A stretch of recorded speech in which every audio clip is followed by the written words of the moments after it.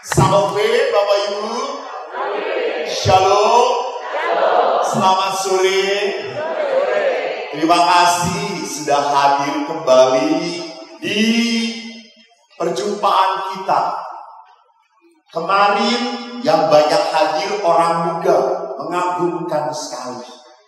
Tapi beda waktu orang muda kemarin hidup teriak. Sekarang tenang. Memang seperti saya membeli retret panti jompo. Semua hening sedang mempersiapkan panggilan Allah. Pastor Vigjen, Pater Vigjen yang terhormat, para romo, terima kasih banyak saya boleh diundang ke tempat ini, ke kota Sorong. Ada 3 kota yang sudah saya kunjungi. Pertama Timika, lalu yang kedua Manokwari, dan yang ketiga Sorong. Kota ini Sorong hebat, umatnya sangat-sangat sukacita, semangat, apalagi untuk foto-foto.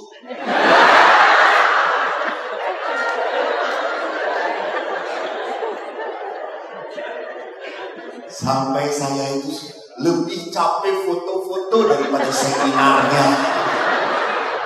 Maka kalau saya boleh pilih Bapak Vigjen antara jalan salib dengan foto-foto, saya pilih jalan salib. Hari ini kita berbicara tentang keluarga. Saya mau tanya dahulu, siapa yang sudah menikah kurang dari 10 tahun? 10 tahun ke bawah. Angkat tangan. 10 tahun ke bawah. Oh, bagus. Baik. Ini masa-masa berat. 10 sampai 20 tahun. Angkat. Wah, kalau ini adalah masa-masa yang sudah tidak merasakan apapun lagi. Sudah tidak ada setrumnya. Pegang istri dengan pegang karung sudah sama.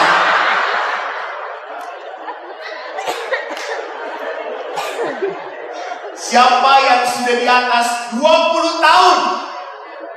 Nah ini, lihat. Sudah banyak makan penderitaan.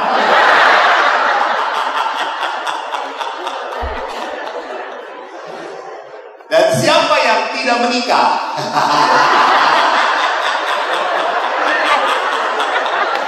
Ini yang tidak menikah saja sombong.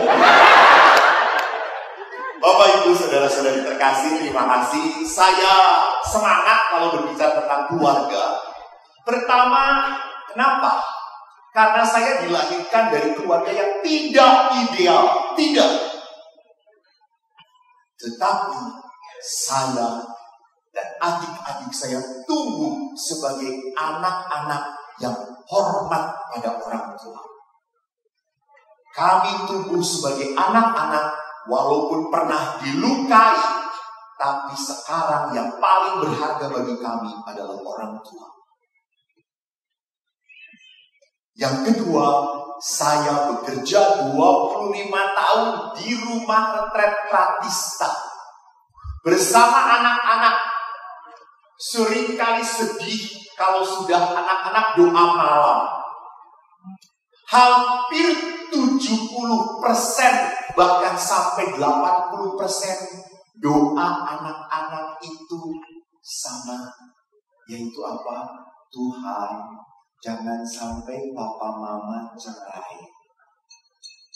Kalau cerai aku bingung, mau ikut papa atau mama. Aku sayang mama, aku juga sayang papa. Ada mereka tanya pada saya, Romo, kalau papa mama cerai saya ikut siapa? Bingung. Apa boleh ikut Romo aja? Atau saya, enaknya mama papa kamu yang senang, saya yang menderita. Saya seringkali sedih. Maka saya kok sangat sadar, setan mau menghancurkan gereja gampang. hancurkan keluarga. Hancurkan keluarga.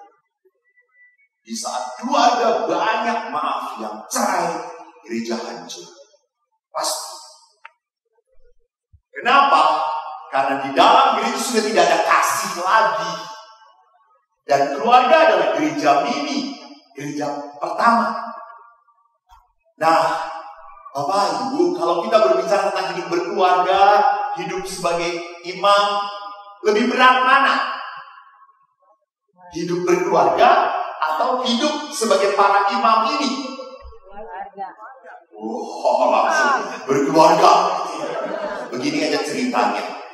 10 tahun yang lalu saya reuni dengan teman-teman SMP saya. Waktu reuni, mereka kaget melihat saya. Hei, kok? Saya ketemu teman-teman saya juga kaget. Hei, kamu kok kelihatan cepat tua? Terus dia bilang, iya ya, kamu kok muda banget kelihatannya ya. Apa sih resepnya? Lalu saya berkata, jangan kawin. Dia tahu kawin itu membuat menderita. Kerutan-kerutan bapak-bapak ini adalah kerutan-kerutan penderitaan. Dimarahin sama istrinya, beliin ini, beliin itu. Istri dikasih berapapun tidak pernah berkata cukup. Selalu kurang. Sampai suami itu hanya diam saja. Betul, suami kepala keluarga, tapi istri leher keluarga. Saya itu di Bandung bergaul dengan bapak-bapak naik motor besar. Saya pinjam motornya, saya juga pakai. Itu orang-orang yang naik motor besar itu tato semuanya, tato. Dan tatonya geri, macan, ular. Kalau hari Minggu mereka mau naik motor, aku mau naik motor, lalu istrinya berkata, "Dah, saya bakar itu." Itu macan jadi kucing. Dan ularnya jadi cacing. Jadi sedasar. Di sini ada Bapak Kapolres. Belum hadir. Pak Kapolres mau izin. Ya. Bapak Komandan tetap di rumah. Oh izin, saya juga anak tentara. Tentu sang istri akan berkata, apa? Ya enggak. Bapak Ibu yang terkasih, mari kita lihat. Tadi Pater sudah berkata, keluarga itu apakah neraka? Kalau keluarga itu sebuah neraka, lalu ngapain orang berkeluarga? Bisa terjadi orang Katolik pun diam-diam. Ya masih berdua, tapi sudah tidak peduli lagi. Jadi bisa juga terjadi orang itu secara hukum masih dalam ikatan perkawinan, tapi sudah tidak saling peduli. Sudah tidak saling memikirkan lagi. Itu tadi Pater mengatakan. Pater kan bagus banget ya nasihatnya, karena Pater belum pernah hidup berdua. Malam hari itu tolong duaan. Malam hari diranjang tetapi dengan aktivitas berbeda. Istri cari diskon, suami cari apa hobinya. Yang hobi burung,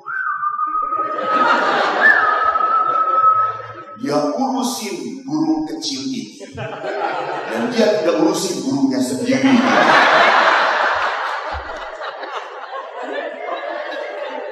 Jadi Bapak Ibu lihat, semuanya akhirnya apa? Punya kesenangannya masing-masing. Maaf, ini ada anak-anak ya.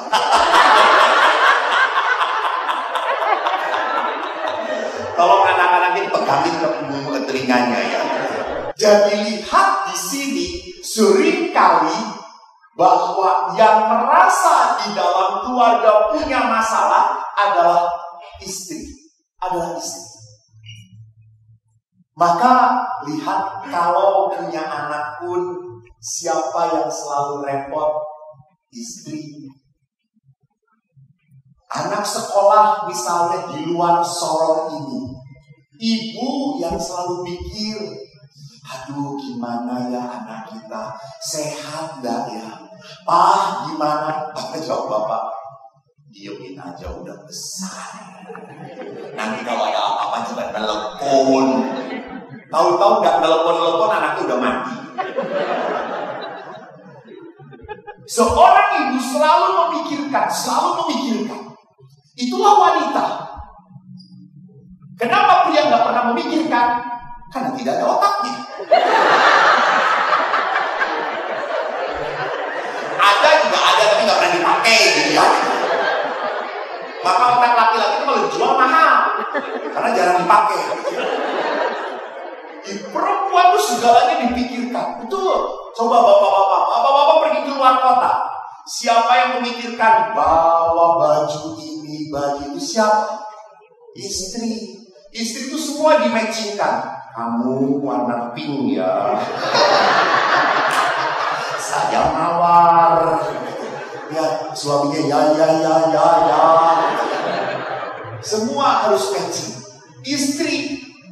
Bapak pergi keluar kota, supir. Siapa yang menyediakan makanan? Istri. Anda cuma buka mulut. Pak, jeruk. Pak, kacang. Nih. Pak, pisang. Nih, kayak monyet aja dikasih makanan. Suami tinggal. Semuanya perempuan itu dipikirkan. Laki-laki terima beres. Selalu mengatakan, alah kenapa meributkan hal yang kecil? Kenapa? Maka saudara-saudariku, saya itu kalau memberikan renungan seminar diundang oleh kelompok, misalnya ada ibu-ibu bapak-bapaknya, terjamin. Makanan tersedia, minuman ada. Tapi kalau saya diundang oleh para pastor, sudah pasti penuh penderitaan. Sampai bandara lupa dijemput lah. Jadi lihat di sini bahwa wanita dengan pria punya pola pikir berbeda.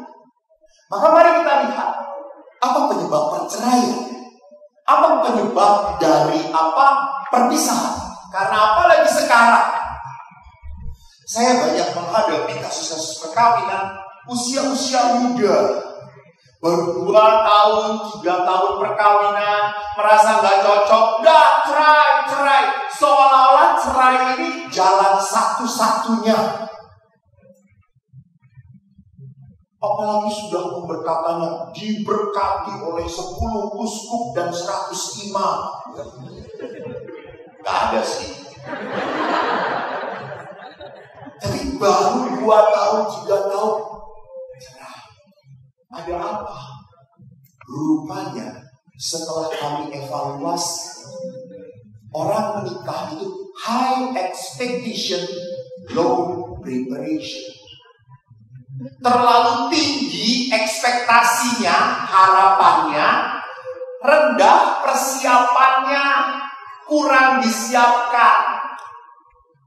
Dia berpikir, gak apa-apa lah pada saat pacaran kayak gitu, gak apa-apa, cengli, nanti juga berubah. Kagak akan. Justru pada pas saat pacaran itu iklan, coy, iklan. Semua baik. Apa yang kau lihat semua baik. Iklan pacaran 5 tahun, taring keluar, aslinya keluar, kenyataan keluar, dan kita berpikir kok nggak bisa berubah sih? Nggak mungkin, tidak mudah. Saya pernah memutuskan sebuah hubungan yang baru pacaran saja sudah memukul. Dia konsultasi, Romo, pacar saya memukul. Putuskan sekarang juga. Pasti dia saya dapat dari novena dan mengunjungi Gua Maria, 9 Gua Maria. Habisan. Lu harus melawan Tuhan. Bagaimana pastor? Sudah putuskan. Baru pacaran aja sudah memukul, apalagi nanti. Enggak, pastor, setelah dia memukul selalu minta maaf. Terus katanya, setelah minta maaf memukul lagi. Iya. Tapi kayak gini harus disantet, kata saya. Tenang, saya doakan. Kita berdoa bersama-sama. Kamu dapat pengganti yang baik. Putuskan. Dia nangis. Dia tidak terima. Saya mengatakan, hati-hati. Setelah menikah, kau seumur hidup. Bukan hanya untuk 5, 10, 15 tahun. Seumur hidup. Lu kuat? Enggak akan. Akhirnya dengan berat hati, dia memutuskan pacarnya itu. Lalu kami berdoa. Berbulan-bulan, dia tidak dapat pasangan. Lapor pada saya. Romo kok belum dapat? Romo udah doa belum? Udah. Lalu bagaimana ini? Untung jelek. Kalau dia cantik, buat pacar. Normal coy. Ya siapa tahu Tuhan menciptakan tulang rusuk gue.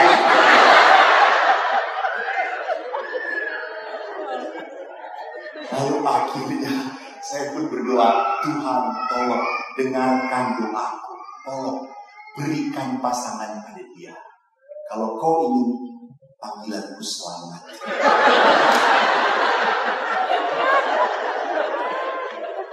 Tapi tolong jangan yang belum nikah langsung mendesak para pastor. Mau selamat gak panggilannya? Dan kalau kemudian dia dapat mendapatkan pasangan yang baik. Jadi hati-hati, beberapa perceraian terjadi. Kenapa? Maaf, karena menikahnya dipaksakan. Apa enggak jengkel setiap saat mama berkata, mana? Belum ada pasangan. Mana pasanganmu? Capek toh. Dia omongin gitu terus. Ini belum kecepatan. Siapa lagi yang Tuhan? Bisa atau liar? Tangannya diam. Dalam nama Yesus. Atau mau gantikan? Silakan. Emosi. Ini belum nyampe sana. Pusing saya mikirin jauh. Jadi rupanya bukan wanita saja yang membuat pening, laki-laki juga membuat pening kadang-kadang. Jadi perhatikan bagaimana seringkali seorang wanita laki sama pada saat didesak oleh orang tuanya, kamu sudah 30 lebih, kamu tuh mau ngapain lagi? Kamu sudah punya pekerjaan, kamu sudah mapan, mana calonmu? Capek. Akhirnya apa yang terjadi? Dipaksakan. Preparationnya, persiapannya nggak benar. Bapak Ibu tahu untuk jadi pastor, kami, walaupun seperti ini wajah kami sekolah minimal 10 tahun untuk jadi pastor. Minimal. Dan setelah 10 tahun enggak, masih seperti ini.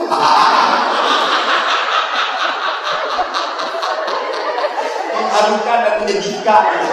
Kalau ini kan hebatnya cuma kumisnya doang. Kita persiapan 10 tahun. Anda menikah, khusus persiapan perkawinan, berapa bulan? Ada yang 1 bulan, ada yang 3 bulan. Cuma segitu. Jadi memang gereja pun seringkali prihatin. Maka gereja selalu giat mendampingi pasangan-pasangan muda. Kenapa didampingi? Karena lihat salah satu penyebab dari sebuah perceraian adalah mertua. Maka pasangan yang paling berbahagia di dunia ini adalah Adam dan Hawa. Karena tidak punya mertua.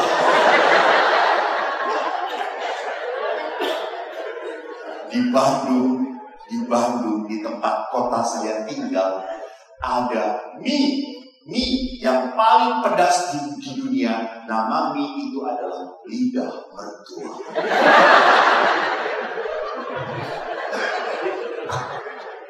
Seorang gadis pernah berdoa dan kulihat doanya karena di sebuah kertas. Di doa itu tertulis apa? Tuhan, berikanlah aku pasangan hidup.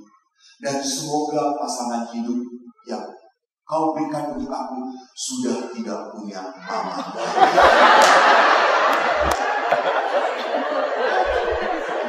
Begitu menakutkannya mertua. Kenapa muncul masalah mertua menantu?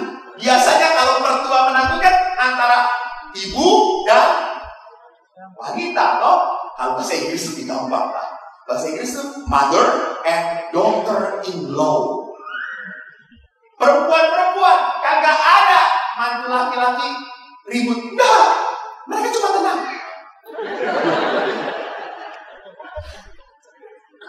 Ibu yang selamat. Kenapa? Karena walaupun seorang ibu bahagia melihat anaknya menikah, bahagia, betul? Tapi di satu sisi sedih.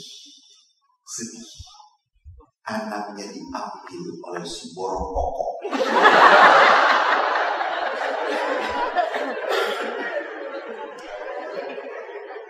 Dia sedih.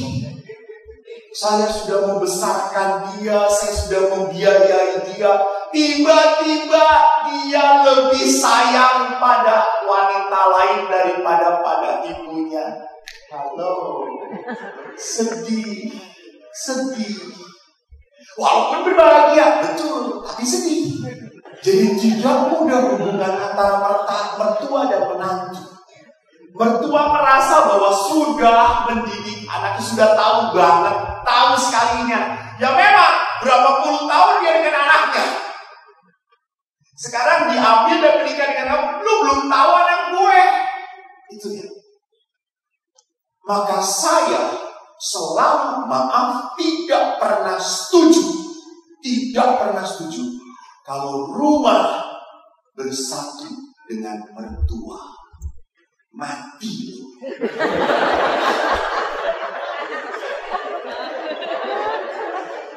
Saya tidak berdoa supaya mati, saya tidak. Apalagi kalau laki-laki ikut ke rumahnya punya perempuan, langsung laki-laki itu baru menikah pun sudah ejakulasi dini. Kehilangan kekuatan kok. Lu tinggal di rumah mama, iya. Tidak ada power. Bagi laki-laki power itu penting. Bahwa kamu yang mencari nafkah, kamu yang menghidupi kami, kamu yang bekerja keras, itu penting bagi laki-laki.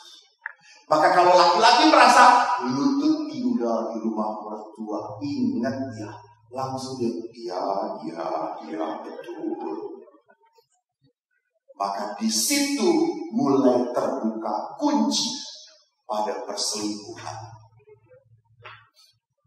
Saya tidak akan panjang-panjang karena nanti para mertua melempari saya ke bawah. Saya tutup case close, oke? Jangan diperpanjang. Dan tolong pertanyaan jangan ke nomor 1. Karena selalu dalam seminar larinya ke mertua menantu. Dan sepulang itu saya dihujat oleh para mertua. Kedua adalah masalah ekonomi. Apa maksudnya? Saya mengerti setiap rumah tangga butuh yang namanya rezeki. Betul. Anda harus menyekolahkan anak-anak. Apalagi sekarang sekolah itu mahal sekali. Betul? Apalagi sekolah di Katolik. Mahal. Betul? Dengarkan. Supaya bertobat. Benar. Anak punya 1, 2 biaya mahal sekali. belum rumah sakit kesehatan, belum kalau istri ingin tampil berbeda. Oh my God. Istri itu kan suka aneh-aneh toh. Tidak cukup bajunya itu saja. Kalau bapak-bapak itu kan batik dan lurik, cukup dia udah selesai. Ibu-ibu ada kembangnya, ada ekornya.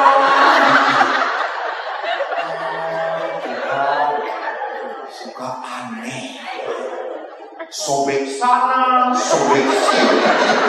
Bolong pantatnya. Mau apa membuat ini? Saya kalau jalan-jalan, saya sering jalan dengan ibu-ibu. Senang, karena senang memperhatikan ibu-ibu belanja. Jadi kalau ibu-ibu itu, Anda tahu di Jakarta ada Mangga 2 zaman dulu? Itu kan pusat belanja yang terkenal. Itu kalau ibu-ibu sebelum ke Mangga 2 kita misa dulu di gereja. Dan semua di gereja ibu-ibu tunduk, saudara-saudara. Seperti orang alim sekali Tuhan Yesus. Mereka hamba-hamba Allah yang soleh sekali. Dibawa ke Mangga 2, ya Tuhan, yang sebul nempel di mereka. Langsung lihat semuanya, naik ke atas, turun ke bawah. Para bapak itu cuma duduk, ya pegang tas ini. Mas, dulu ya, makan ke atas. Ya. Mana tadi kartu kreditnya? Ini. Saya nggak suka seperti bapak itu. Saya, Pak, bapak duduk, aku temanin. Ibu, ya Pastor. Beberapa ibu-ibu. Kalau kayak ibu lucu. Pastor, lihat lucu banget ya, bagus ya. Iya Bu, bagus. Udah mahal Bu, mahal. Enggak lah, cobain lah. Ditawar langsung. Bagus Pastor, bagus. Bu, ini bagusnya dipasang di manekuin, betul. Dipasang di ibu, jelek. Kenapa Pastor? Manekuin kan ibu. Iya. Ibu beli sarung aja sisa. Gak ada model Pastor ini gitu. Udah jangan ikut saya. Enggak, saya mau ikut ibu. Lalu yang lucunya mahal. Berapa? 300 Ci, 200 enggak 300 Ci. Pastor pergi. Nanti sudah dipanggil. Setelah jalan, Bu, kok dipanggil-panggil? Nanti sebentar lagi. Yang asli tidak dipanggil-panggil lagi. Dan itu ibunya balik lagi ke tempat itu. Dan saya udah malu tuh ya. Ini ada baju ibu. Itu kan tadi sudah. Ditawar lagi. Ya Allah Tuhanku. Betul pilihan si bapak. Duduk itu tenang. Jadi lihat. Kalau ekonomi, maaf. Saya kok percaya. Kalau seorang ibu bisa merasa cukup, seorang suami pun bisa merasa cukup, bisa bersyukur. Kok rasanya Tuhan itu memberi rezeki kok pada kita. Ingat saya bicara kemarin tentang doa. Apa yang membuat doa salah? Karena kita rakus. Tidak bisa bersyukur. Jadi ekonomi itu berkat dari Tuhan. Tetapi kalau orang hanya mengajar keuntungan tidak cukup, cari. Maaf, Anda akan kehilangan keluarga Anda. Pernah saya ditanya oleh para pengusaha, Romo bisa nggak dalam kehidupan antara bisnis dan keluarga dua-duanya berjalan secara sempurna dan berhasil? Bisa atau tidak? No. Anda mungkin bisa mengatakan yes, betul. Tapi ingat, kita harus lihat perasaan anak-anak Anda juga. Mereka mungkin secara ekonomis dapat yang mereka butuhkan secara ekonomi. Apa yang mereka butuhkan? Tetapi apakah Anda masih punya waktu untuk menyapa? Apakah Anda masih punya waktu bermain dengan anak-anak? Apakah Anda masih punya waktu untuk mendengarkan anak-anak? Paling-paling juga apa? Ya sudah, asal menyapa doang. Bapak Ibu jangan lupa, Anda pergi kerja pagi-pagi, baterai hidup Anda full. Anak-anak pergi sekolah, baterainya full. Ibu-ibu juga sekarang kan kerja, baterainya full. Pulang ke rumah, semuanya baterainya lowbat. Balik ke rumah, konslet. Maka hal kecil pun jadi apa? Jadi masalah. Jadi masalah. Suami naruh sepatu salah pun ribut. Suami naruh koran pun ribut. Suami naruh handuk sampai sekarang sudah bertahun-tahun, Pastor, saya sudah menikah dengan suami saya. Naruh handuk gak bisa-bisa. Kamu tuh sekolahnya gimana sih? Dan suami dengan tenang, apa salahnya? Saya suka kagum dengan para suami ini. Kau bisa menghadapi istri yang seperti itu gitu ya?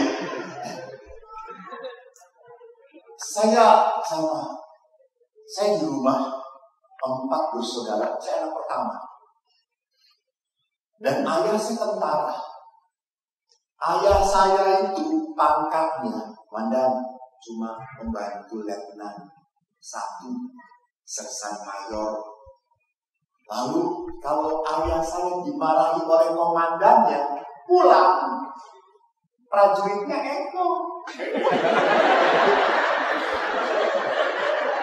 Dia jengkel oleh komandan, ada prajurit kecil si Eko, dihajar gue. Maka saya sampai saya jadi pastor pun 10 tahun saya jadi pastor, saya belum bisa memaafkan ayah saya. Saudara-saudariku yang terkasih, lihat, ayah begitu dituntut untuk bekerja, maka tidak punya kedekatan dengan anak-anak. Nah, perhatikan pada saat ekonomi tidak disadari sebagai berkat Tuhan, maka akhirnya apa? Saya bertanggung jawab untuk pekerjaan. Saya lupakan relasi dengan anak. Dan ingat Bapak Ibu, hubungan dengan anak itu ada waktunya. Masih kecil, Anda bisa memeluk mereka, Anda bisa menyayangi mereka. Setelah SMP, masih bisa dipeluk anak itu? Enggak. Anak akan berkata, jangan peluk. Kayak film India. Padahal ayahnya masih ingin memeluk. Masih. Pernah seorang ayah begitu sedihnya, dia memeluk anaknya gak mau dipeluk. Seminggu kemudian dia jalan-jalan ke mall, dia lihat anaknya dengan pacarnya dengan tenang dipeluk oleh pacarnya. Ayahnya sampai berkata, Tuhan, saya kasih makan dia yang unik.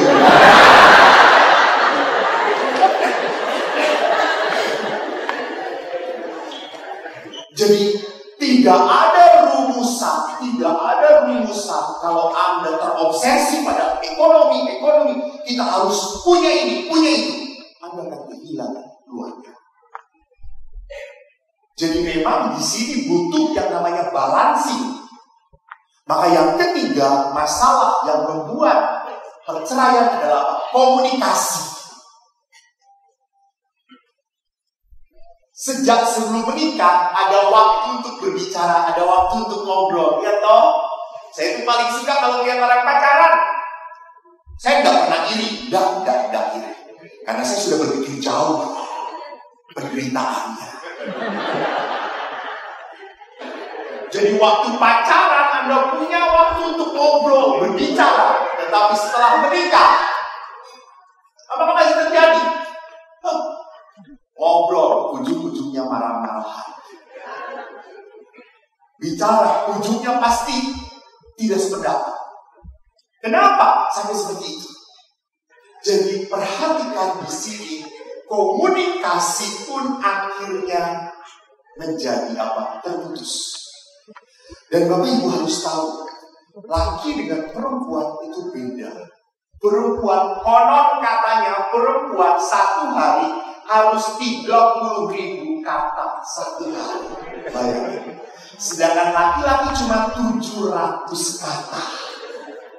Dan 30.000 kalau belum tuntas satu hari, besok juga harus ditambahkan lagi. Jadi perempuan itu beda dengan laki-laki. Kalau laki-laki punya masalah, apa yang akan dilakukan oleh laki-laki? Diam. Menarik diri. Laki-laki kalau punya masalah, diam. Menapa batin. Tapi kalau perempuan, apa yang akan dilakukan oleh perempuan kalau punya masalah? Seluruh Sorong akan tahu.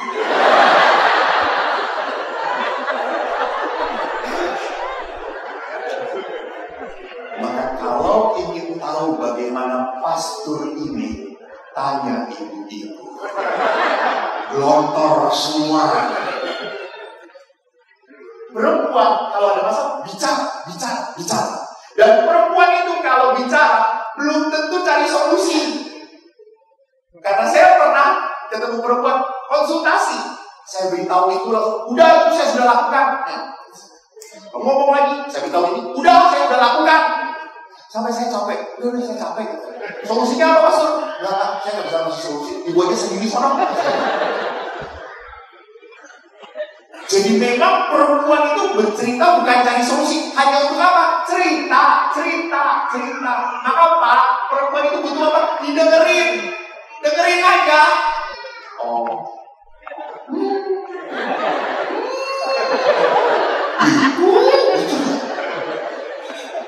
Jadi kalau istri cerita,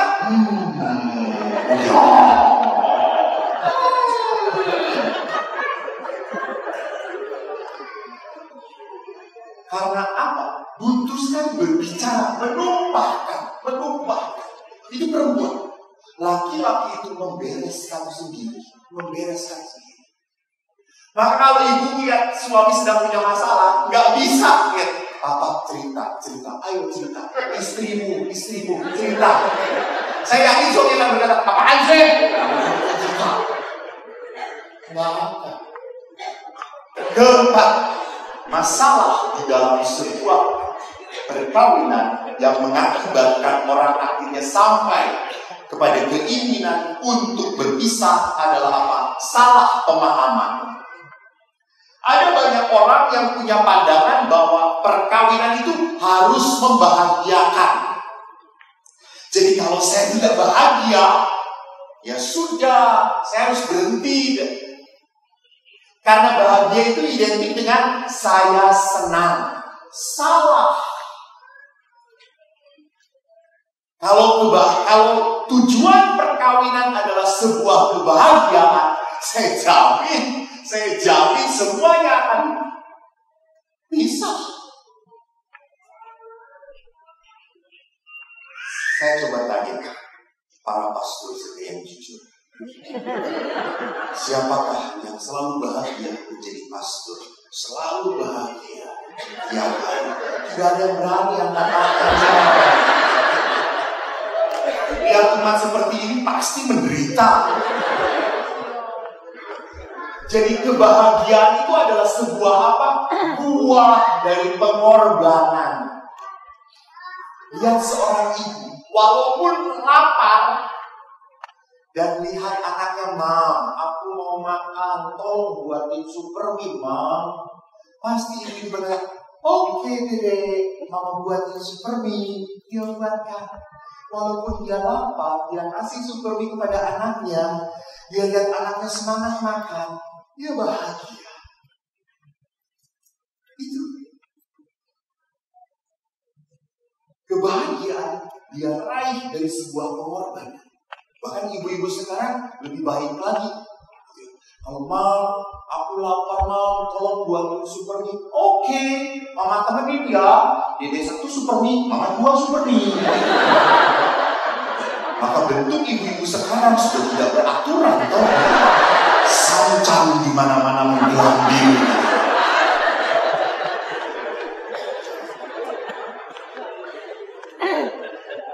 Jadi tujuan perkawinan nanti saya akan perlihatkan di dalam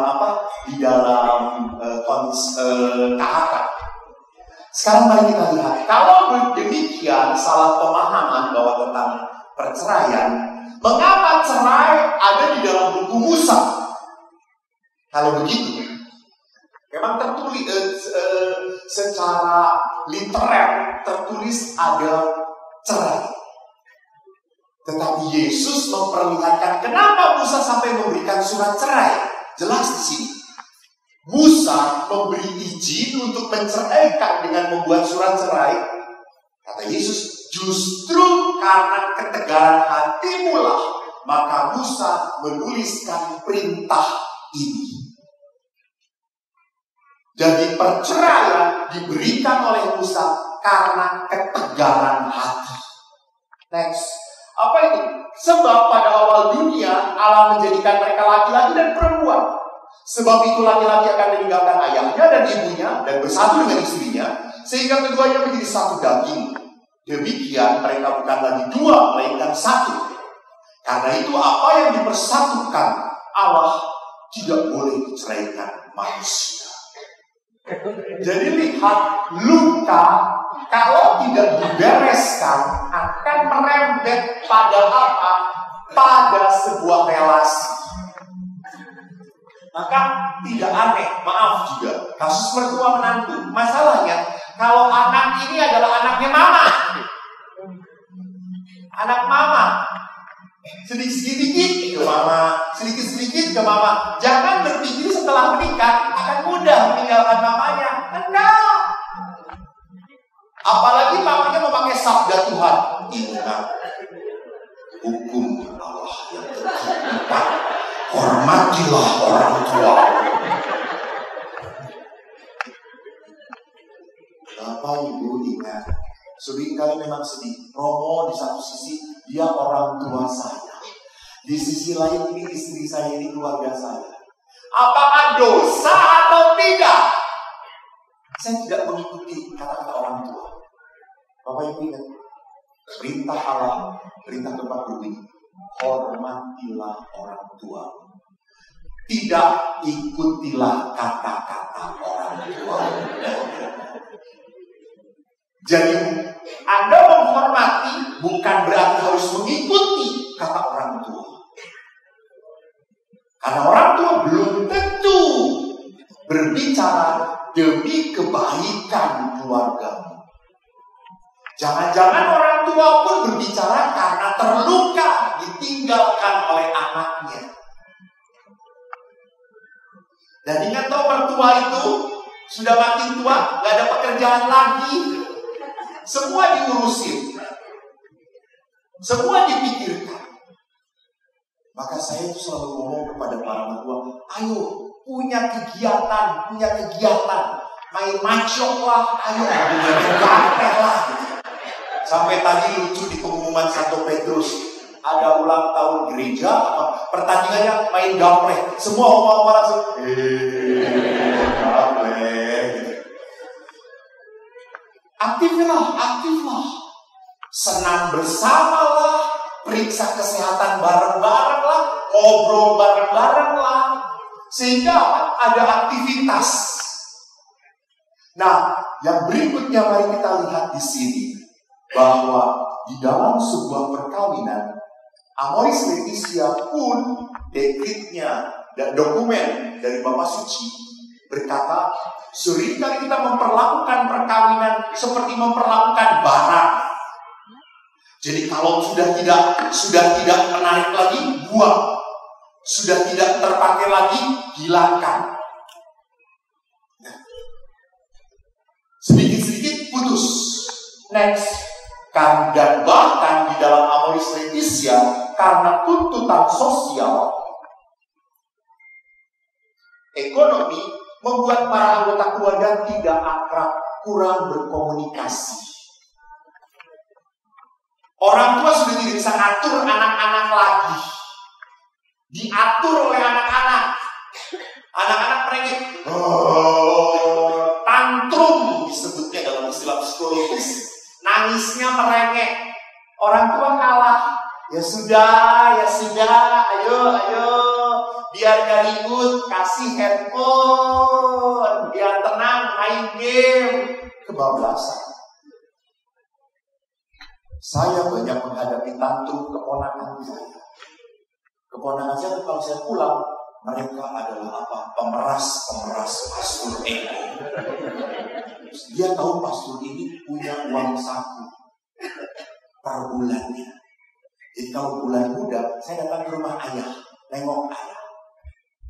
Dan adik keponakan saya langsung senang. Yeay, Romo datang, tapi mereka memeras saya.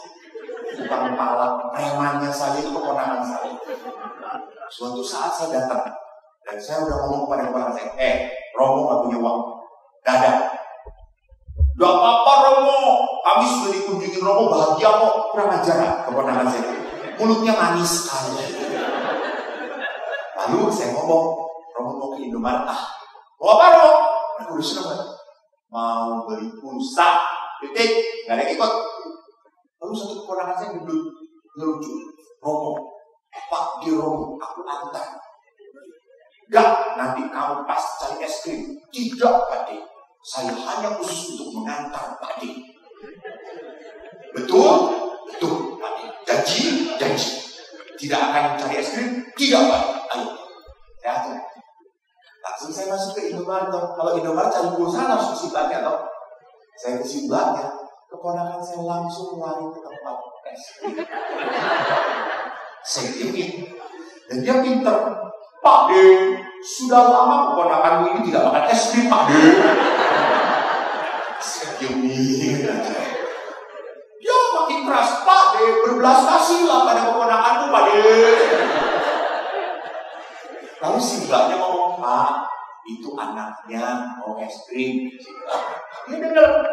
Lalu saya dengan keras ngomong, maaf itu bukan anak saya. Wah, keponakan saya langsung menangis. Masa seorang Romo tidak ada cinta kasih? Nangis. Lalu saya pulang. Janjinya apa? Tidak cari es krim. Lalu keponakan saya, ya tapi kan saya tergoda. Ya. Hati-hati. Anak-anak sekarang sering tantrum, ngambek, nangis, dan mamanya udah gak tahan. Lihat kalau pelajaran gak bisa, susah, gak bisa, ini susah, gurunya belum ngajarin. Udah sini mama yang beresin. Ya, mama yang beresin. Hati-hati. Anda mendidik anak Anda untuk masuk ke dalam kehancuran. Karena sedikit-sedikit mama. Saya sekarang sedih loh. Saya kemarin tinggal di Lipo, Karawaci, di Pauki. Anaknya perkawinan, yang datang mamanya ngurusin surat. Dia datang, Pastor, anak saya mau kawin. Udah bisa ngomong belum anaknya? Udah, Pastor. Anaknya datang ke sini bukan mamanya. Ya. Oh, Seko datang, ya udah jangan kawin. Seko repot. Kenapa kok harus ibu yang mengurus? Karena tadi memang seorang ibu pun mungkin tadi punya bonding, ikatan yang kuat banget. Lalu yang lain lihat bisa terjadi kekerasan, alkohol, judi, narkoba membuat orang menjadi kasar di dalam keluarga. Maka Bapak Paulus mengatakan apa? Ketegangan di dalam keluarga terjadi karena apa? Karena individualistis. Orang menikah tapi inginnya gak mau repot. Mau nikah inginnya tenang. Gak ada itu rumusannya. Maka saya tertarik sekali dengan kata-kata yang ini. Nah, I always thought love was shaped like a heart, but actually shaped like a cross. Perkawinan itu adalah memanggul salib. Perkawinan itu berat. Maka kalau Anda merasa bahwa hidup perkawinan Anda menderita, Anda sudah berada di jalan yang benar. Tuhan memberkati. Terima kasih.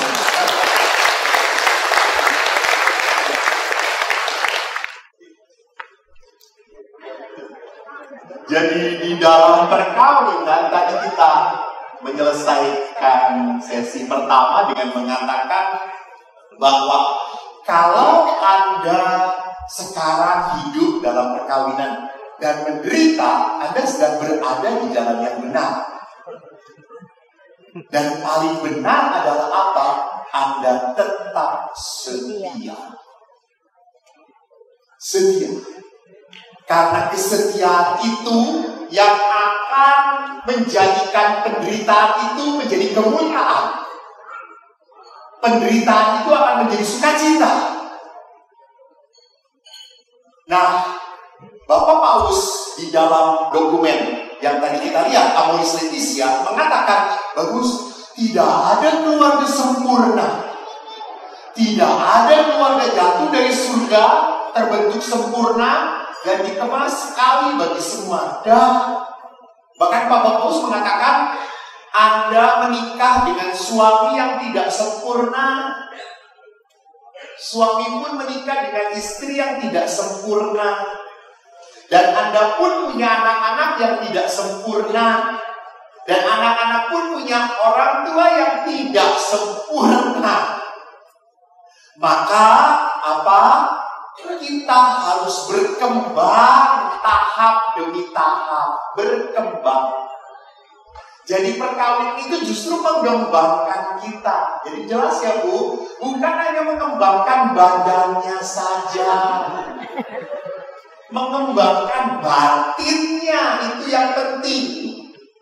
Nah, mari kita lihat apa hakikat perkawinan di dalam gereja Katolik. Di dalam gereja Katolik, perkawinan itu adalah proyeknya Tuhan. Maka karena perkawinan itu proyeknya Tuhan, setiap orang Katolik yang menikah dikenakan dua hukum. Satu, hukum sipil. Kedua, hukum ilahi. Hukum sipil itu ada catatan sipil. Hukum ilahi itu adalah hukum gereja. Maka kalau Anda di dalam hukum sipil boleh cerai, boleh. Tetapi di dalam hukum gereja tidak ada cerai. Di dalam hukum gereja, seperti yang Yesus katakan, apa yang dipersatukan Allah tidak boleh diceraikan manusia. Jadi gereja mengatakan bahwa yang mempersatukan Anda itu bukan karena Anda mau, demen banget nih, sayang banget nih, cinta banget. Allah pun mau. Allah mengundang. Maka Allah menyatukan. Tidak pernah salah. Kalau jadinya hancur, jangan nyalahkan Tuhannya. Nyalahkan apakah kita yang merawatnya baik atau tidak. Saya menjadi pastor, bahagia banget, bahagia. Apalagi kalau pastor di paroki. Ibu-ibu pagi-pagi sudah datang promo. Ada papeda, promo. Padahal di rumah untuk suaminya itu makanan dihangatkan untuk 7 hari. Untuk pasturnya selalu yang terbaru. Betul para romo? Haleluya.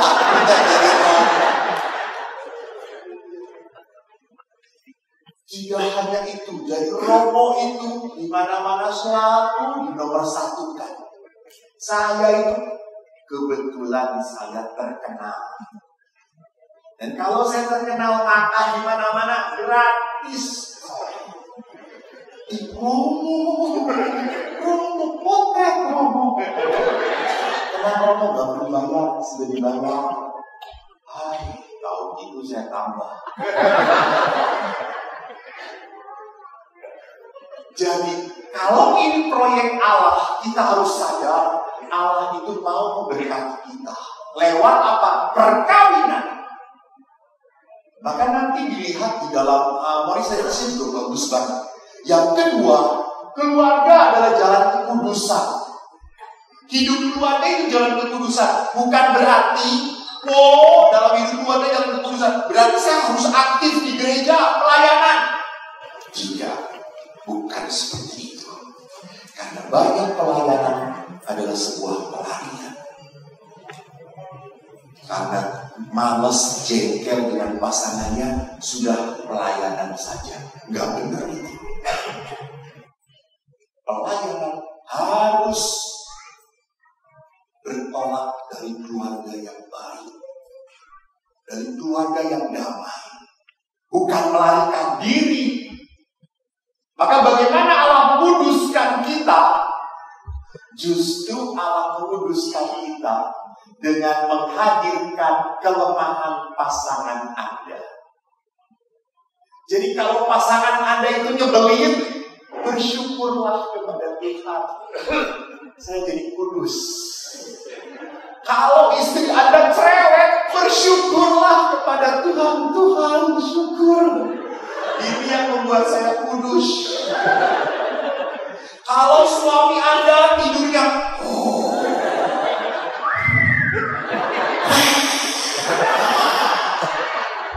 jangan diteriakin. Dia sedang berkomunikasi dengan makhluk-makhluk halus. Ya, hanya dia yang mengenal Tuhannya. Dengerin aja. Anda bangun, Pak lucu ya kami hidup. Saya racun mati.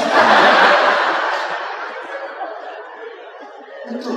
Anda kalau lihat suami tidur terus, Anda akan sayang. Betul, Anda lihat lucu banget suami ada wajahnya, betul kayak bayi nyebelin gitu ya.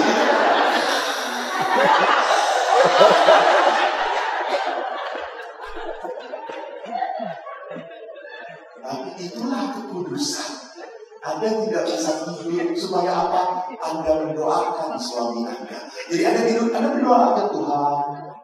Terima kasih untuk pasangan hidupku.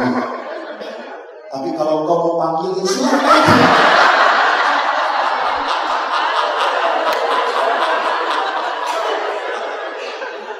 Jadi lihat di dalam kehidupan Allah menguduskan kita lewat apa? Kelemahan pasangan kita. Itulah membuat kita bertahan, tidak? Nah, maka dari itu Gereja Katolik mengatakan perkawinan itu sakramen. Artinya saya hanya bisa menghadirkan Tuhan lewat diri saya, pribadi saya. Maka saya coba cek di sini. Sudah Katolik berapa tahun? Berapa tahun sudah jadi Katolik? Sejak kecil? Belum. Oh, sudah tua. Sekarang muda. 2016. Kalau orang dibaptis lambang penyelamatan kehadiran sakramen baptis lewat apa? Lambangnya. Anda waktu dibaptis pakai apa? Air comberan atau selang pompa bensin? Lewat apa? Oh, dicelupin. Air, betul? Air adalah lambang dari baptis. Kalau Ekaristi, lambangnya apa? Hosti, bagus. Kalau perkawinan, apa lambangnya? Salah. Perkawinan lambangnya adalah pasangan Anda. Maka dalam perkawinan Anda berhadapan-hadapan kan? Saya, Eko, memilih engkau, Julitan, untuk menjadi istri saya. Itu sakramen. Sakramen di situ bukan tukar cincin. Maka pernikahan tidak ada cincin, tidak ada apa-apa. Yang penting ada ucapan janji itu. Di situ sakramen. Maka saya menghadirkan Tuhan dengan hidup saya di dalam perkawinan, itulah sakramen. Nah, kalau kita melihat kembali di dalam hakikat dan tujuan perkawinan, kanon mengatakan bagus. Kodrat perkawinan pertama adalah bagi kesejahteraan suami, istri. Kedua, kelahiran anak. Dan ketiga, pendidikan anak. Nah, Bapak Ibu, saya sedih. Di kota-kota besar, ini sudah ada tren anak-anak muda menikah tapi tidak mau punya anak. Disebutnya child free. Apakah akan diberkati di gereja? Tidak. Gereja tidak boleh memberkati pasangan yang menikah dengan jelas-jelas ngomong kami tidak mau punya anak. Tidak boleh. Karena tujuan perkawinan harus terbuka pada kelahiran anak. Kalau nantinya tidak dianugerahi anak, itu kehendak Tuhan. Itu jalan Tuhan. Tetapi kalau perkawinan itu sejak awal dimaksudkan supaya tidak punya anak, tidak boleh. Yang kedua, juga keprihatinan sebelum menikah di kota besar. Semoga tidak terjadi di Sorong. Sebelum menikah sudah terjadi apa? Harta terpisah. Artinya sebelum menikah itu sudah dituliskan, istri bawa ini, suami bawa itu. Saya kaget, untuk apa? Nanti pastor kalau terjadi perceraian gampang ngaturnya. Saya ngomong, kalau mau menikah sudah berpikir cerai, jangan nikah. Ya atau tidak? Ya kalau menikah itu ya percayalah untuk selama-lamanya.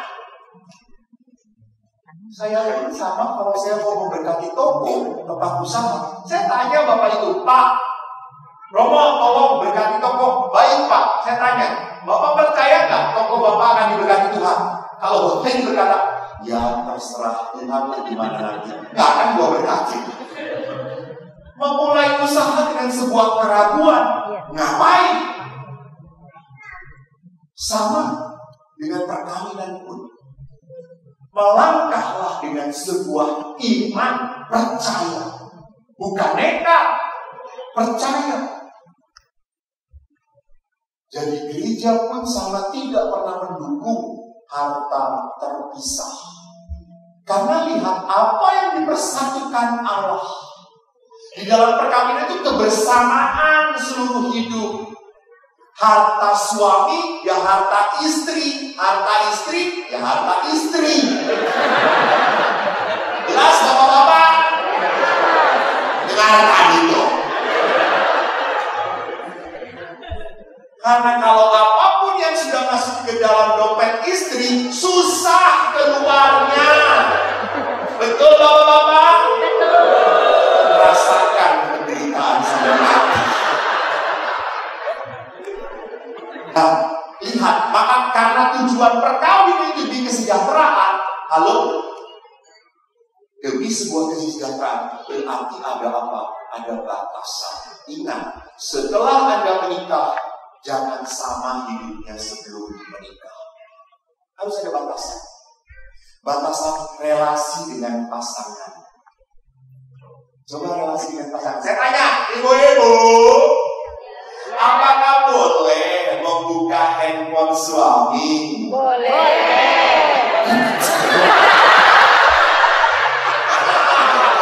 Lihat para suami langsung.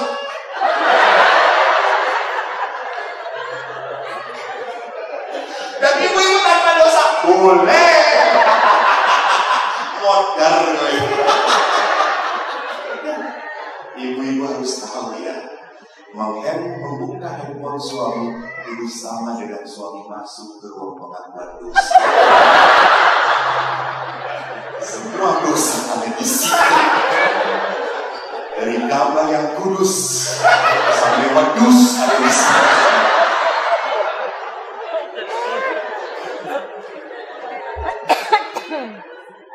Ingat, ada batasan. Bolehkah saya menolong ngasih uang ketahuan pasangan? Tidak boleh. Ada batasnya. Tapi itu kan mama saya, tapi kan itu uang saya. Hey. Setelah nikah tidak ada uang saya. Uang kita kali. Harus ngomong dengan pasangan, relasi ada batasan. Kapan boleh ngasih, kapan tidak boleh ngasih, kapan harus ngomong. Istri merasa beli barang baru penting sekali. Suami sulit dihubungi, bisa langsung beli atau menunggu ketemu suami. Beli saja. Langsung beli saja. Lihat, haleluya saudara-saudara. Susah kalau menikah dengan Cleopatra.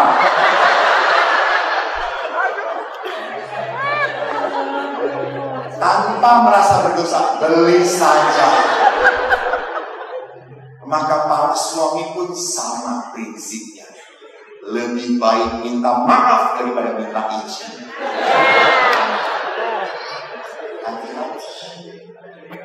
Hati-hati. Jadi lakukan dulu baru maaf.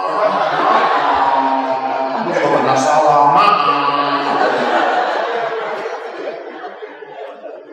Yang kedua, harus ada batasan relasi antara orang tua dan anak. Kapan anak boleh diatur, kapan tidak boleh diatur lagi. Setelah anak-anak Anda menikah, Anda harus bisa menutup tangan dan berdoa. Cukup. Jelas para mertua?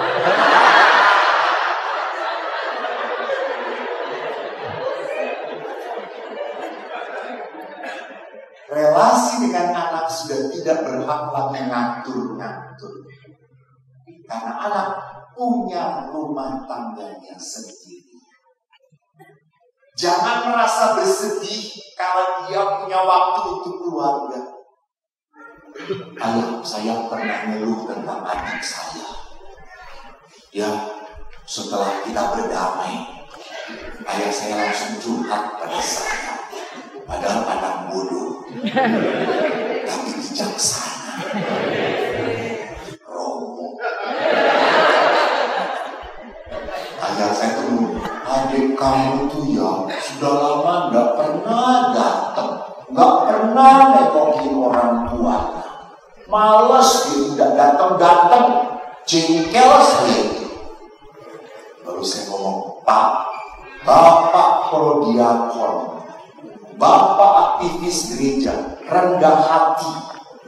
Kalau anak gak datang, ya bapak yang datang. Masa bapakmu harus datang? Gak kayak gitu aturannya. Siapa yang atur? Tuhan berkata, hendaklah kalau kau jadi pemimpin, kau harus melayani. Pergi, datang ke rumah aja. Rupanya bapak mengikuti firman anaknya. Karena dia tahu kalau melawan firman anaknya celaka. Bapak saya langsung mengunjungi adik saya. Adik saya udah merasa gak enak hati. Karena bapak tiba-tiba hadir. Bapak mau bawa makanan. Adik saya senang sekali. Dan beberapa bulan kemudian adik saya rajin kembali datang kepada bapak. Ya. Jangan hanya menuntut.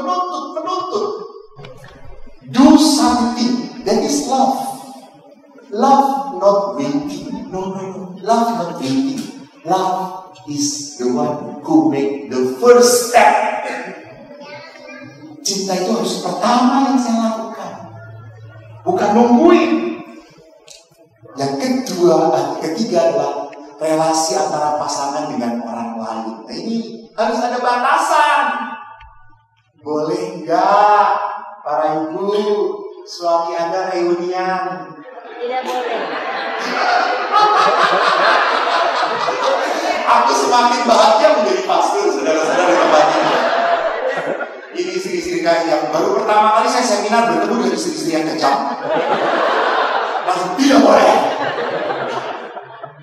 Boleh enggak suami Anda ketemu mantannya. Tidak boleh. Ya Allah, Yesus. Saya biarkan suaminya digantungan langsung kepada suami Anda. Lihat, sejauh mana apakah suami Anda tidak boleh lalu Anda pegang, mati di tangan. Jangan lupa itu. Perkawinan itu bukan seperti ini. No. Kalau Anda sampai tidak boleh, berarti Anda masih merasa ragu-ragu dengan cinta pasangan. Anda masih ragu pada kesetiaan dia. Cinta itu tidak mematikan, cinta itu menghidupkan. Saya ulangi pertanyaan saya. Ibu-ibu, Ya. boleh nggak suami Anda reunian? Boleh nggak? Tidak boleh. Ini mau yang seminar Bapak Paus saja tetap aja nggak bertobat. Jadi lihat orang dulu tidak boleh gitu. Ada apa? Mungkin dia pernah dilukai. Betul? Dia pernah dihianati.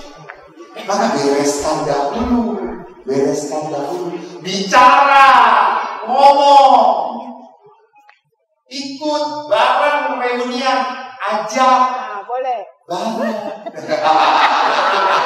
Bawa anjing heldernya.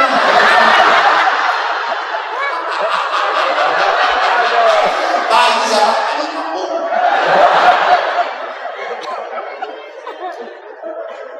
Jadi memang ini perlu dibicarakan, perlu. Jangan ngomong, kita sudah dewasa, tahu sama tahu. Hati-hati. Karena kalau kita tidak bicara batasan, kita tidak akan tahu mana yang membuat dia jengkel, mana yang membuat dia menerima. Harus ngomong. Mana yang oke, dia masih toleransi, dan mana yang tidak toleransi. Itulah kapal batas. Kami para imam pun punya batasan. Kami kalau masuk ruang konsultasi, boleh pintu ditutup? Boleh, selama di ruangan itu ada kacanya. Jadi ada kaca, pimpinan bisa melihat. Oh, tidak pegang-pegang. Selama ruangan itu tertutup, maka harus terbuka pintunya. Itu aturan. Ruang pengakuan dosa akan tertutup, tetapi antara ruang pengakuan dosa ada sekat kencang, jempol pun tidak bisa masuk.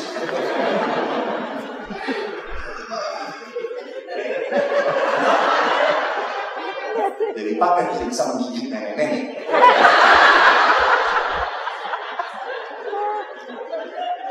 Jadi lihat tapal batas itu penting.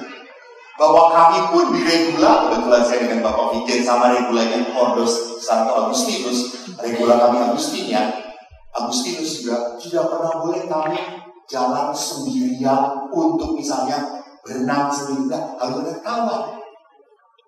Untuk apa? Saling mengingatkan. Kecuali kawan ini sama-sama menyesatkan. Kacau kalau ini caranya. Kita harus saling mengingatkan. Nah, tapal batas itu akhirnya menentukan mana yang bisa toleran, mana yang tidak toleran. Oke, kamu boleh dengan teman-teman ini, saya nyaman.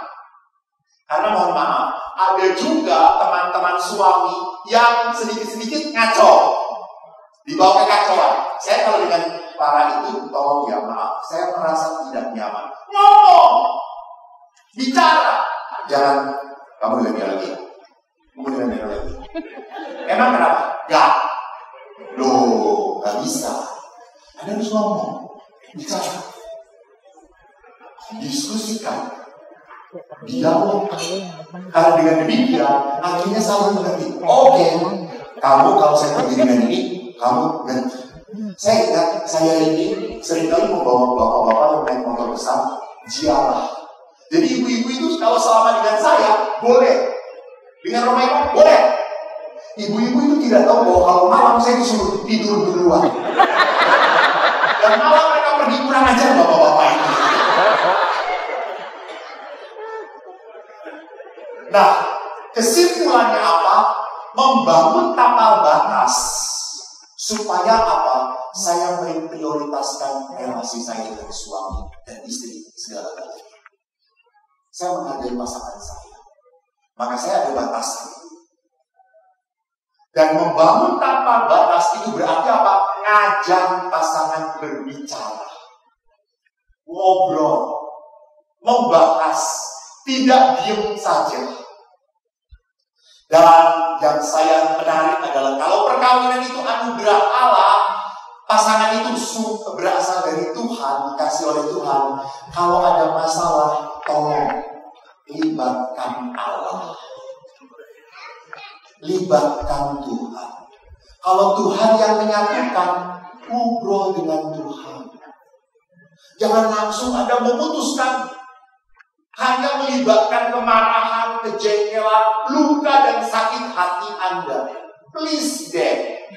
Emangnya cuma ibu yang punya masalah? Enggak. Banyak ibu-ibu lain yang lebih punya masalah. Mereka aja kuat. Ibu aja cekek. Ngerti nggak? Oh, gue jadi emosi. Nah, aku suka. Terakhir. Tadi yang saya katakan, tidak ada keluarga sempurna. Kita tidak punya orang tua sempurna. Kita sendiri tidak menikah dengan orang sempurna. Dan kita tidak punya anak-anak sempurna. Kita punya keluhan satu sama lain. Kita kecewa satu sama lain. Oleh karena itu tidak ada pernikahan dan keluarga yang sehat tanpa pengampunan, forgiveness. Pengampunan. Maka Ibu Teresa dari Calcutta pernah berkata, apa? The most important thing in our marriage life. He just said to pray and forgive. You cannot forgive if you do not pray. Orang itu hanya bisa memaafkan kalau orang itu berdoa. Karena memaafkan itu kekuatan dari Tuhan. Anda sebagai manusia kalau disakiti, apa kecenderungannya? Balas.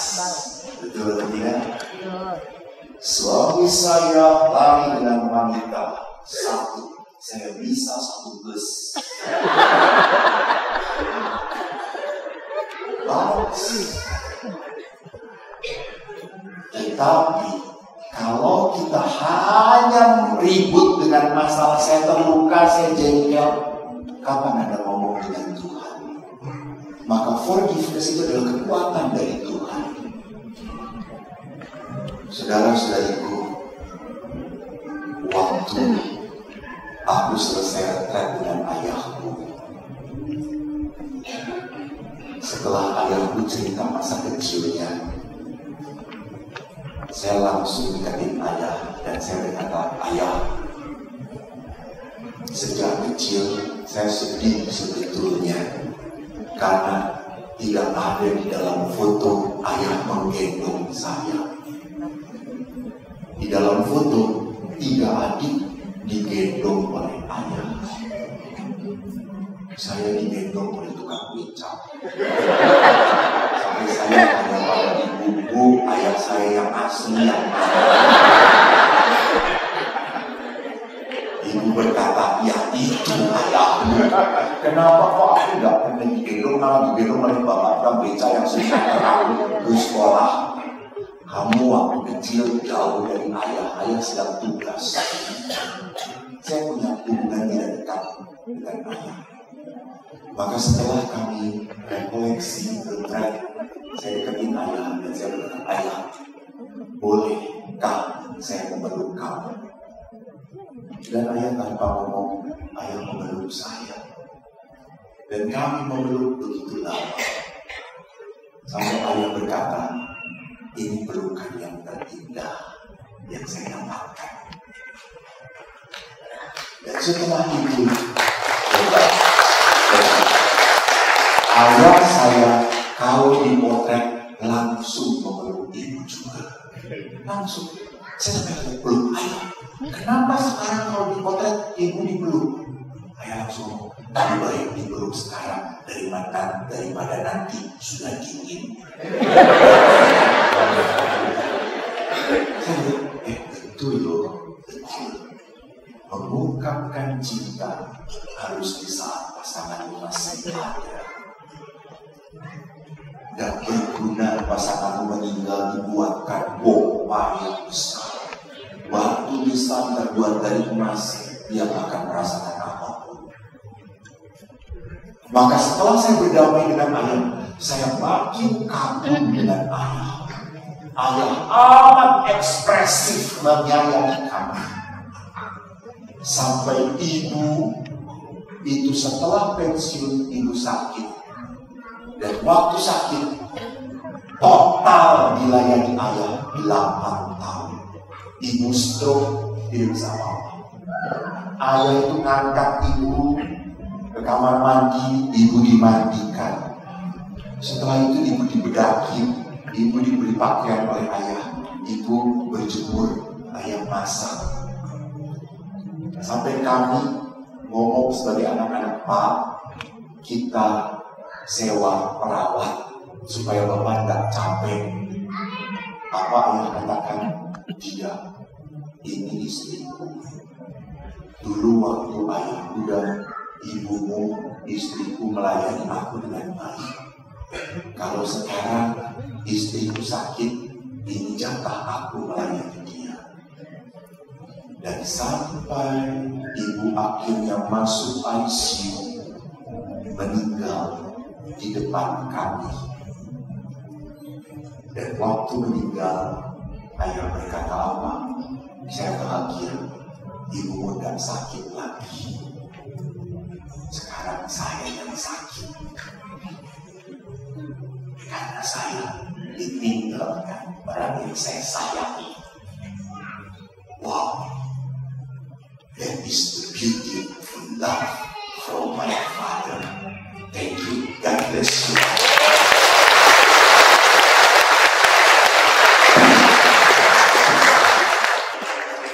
Bapak Ibu, sekali lagi saya bersyukur bisa berada di tengah-tengah Anda. Semoga apa yang saya bagikan menjadi berkat bagi keluarga Anda masing-masing. Saya ingin sebagai doa penutup, saya ingin suami istri untuk mengembalikan cinta. Mungkin Anda sudah lama tidak dengan sungguh-sungguh memegang tangan pasangan Anda. Walaupun tangan jarinya jempol semua.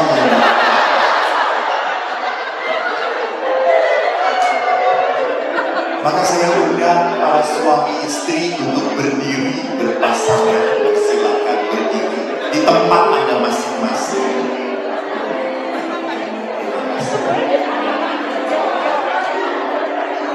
Tolong panitia yang pasangannya terpencar, datangi pasangannya. Sekali lagi, pasangan yang dari dulu disatukan Tuhan, bukan pasangan yang ketemu saat seminar ini.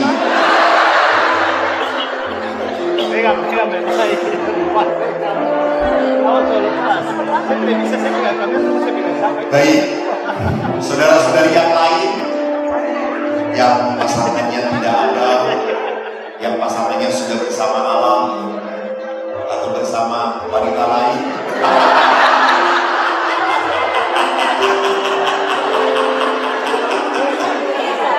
saya ikut bersedih bersama Anda.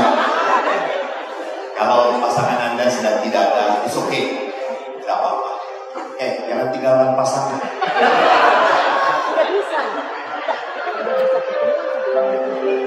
Bapak Ibu, saya ingin tidak hanya seminar, Allah pun ingin melihat kesungguhan Anda. Allah pun ingin melihat bahwa mengalir cinta di dalam hati Anda. Maka saya minta Anda berhadapan dengan pasangan Anda. Berhadapan dengan pasangan Anda, ya Allah.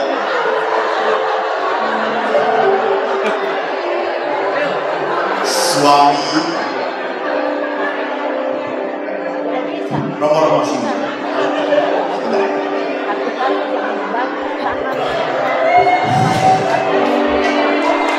Ini kita bukan homo, anak contoh. Suami saya, kalau istri tangannya di atas tangan suami.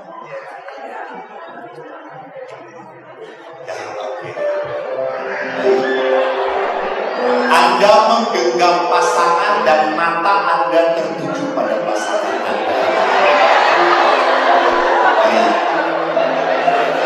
Bapak Ibu, yang lain tolong hening.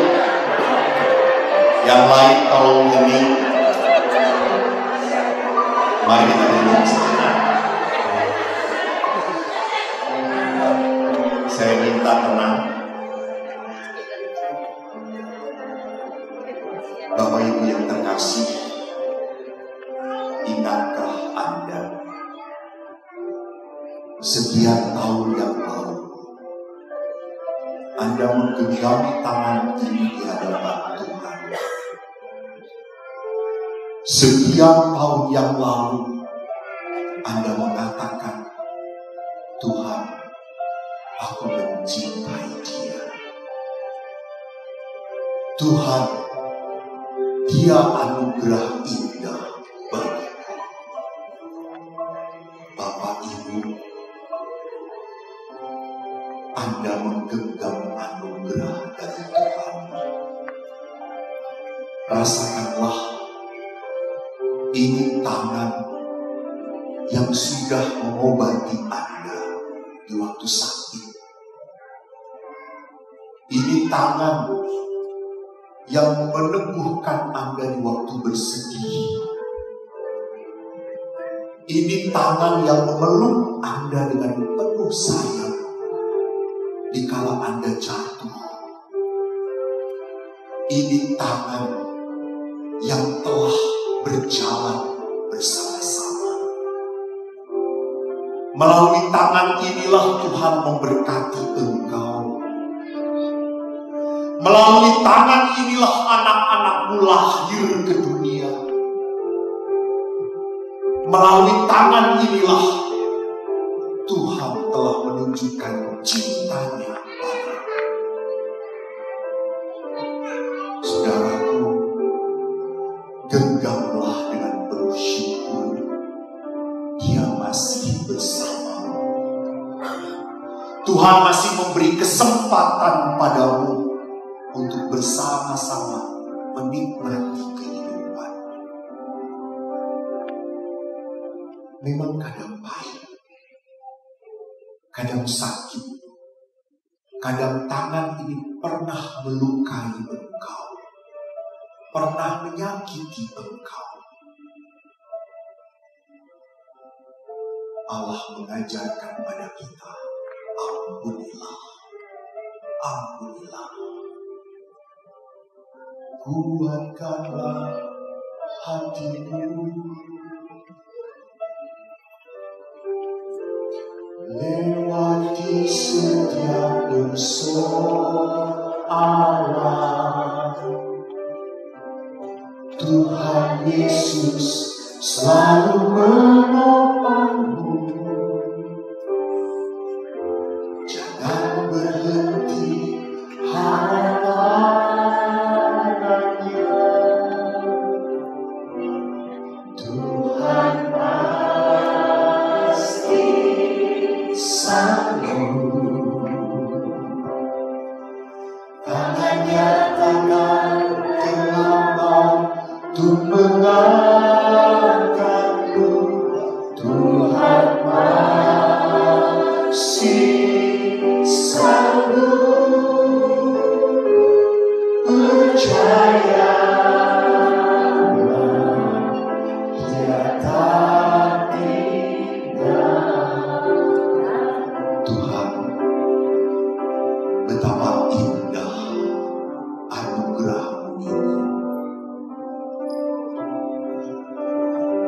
Kalau selama ini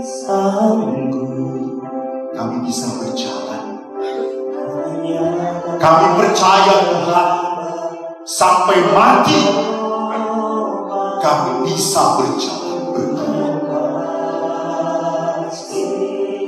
Tuhan, aku akan menggenggam Dia dalam untung dan malang, dalam sehat dan sakit.